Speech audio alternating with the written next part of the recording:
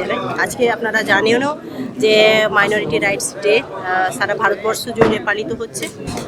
তো সেই উপলক্ষে আমাদের আজকে উপস্থিত হওয়া। দেখুন, আমরা সবসময় তো দেখেছি বা শুনেওছি যে মুর্শিদাবাদ কে বা মাইনরিটি সম্প্রদায় যেহেতু মুর্শিদাবাদে বেশি পরিমাণে রয়েছে, বেশি সংখ্যায় রয়েছে, সেক্ষেত্রে আমাদের মনে হয়েছে যে এই প্রোগ্রামটা এখানে করা উচিত, প্রশাসনের মনে হয়েছে, যার জন্যই আজকে মুর্শিদাবাদে এই প্রোগ্রাম আয়োজিত হয়েছে।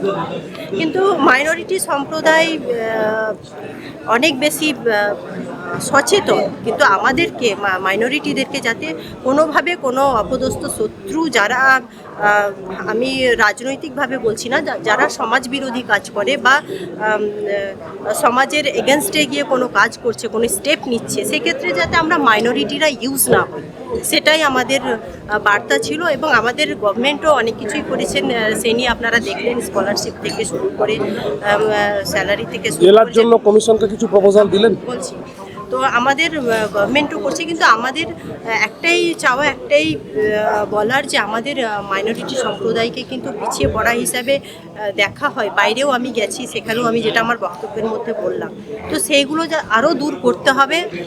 অনেক মানুষের ধারণা তৈরি হয়েছে যে না, মুর্শিদাবাদেও অনেক শিক্ষিত মানুষ আছে, এডুকেটেড পার্সন রয়েছে, যারা সমাজ সম্পর্কে, যারা সোসাইটি সম্পর্কে যাদের অবগতি রয়েছে, যারা জানেন, নলেজ রয়েছে, এবং কীভাবে মুর্শিদাবাদকে এগিয়ে নিয়ে যেতে হবে, সেটা একটা সংগঠনও আছে, আপনারা জানেন। আর সেই নিয়ে দেখুন, একটাই কথা যে আমাদের এই প্রোগ্রামের উদ্দেশ্যই হচ্ছে যে বিভিন্নভাবে যাতে মানুষের, যারা এসেছিলেন সমাজের সিনিয়ররা, তাদের যদি কোনো প্রপোজাল থাকে গভর্নমেন্টের কাছে, সেটাই যাতে উঠে আসে এই প্রোগ্রামের মাধ্যমে।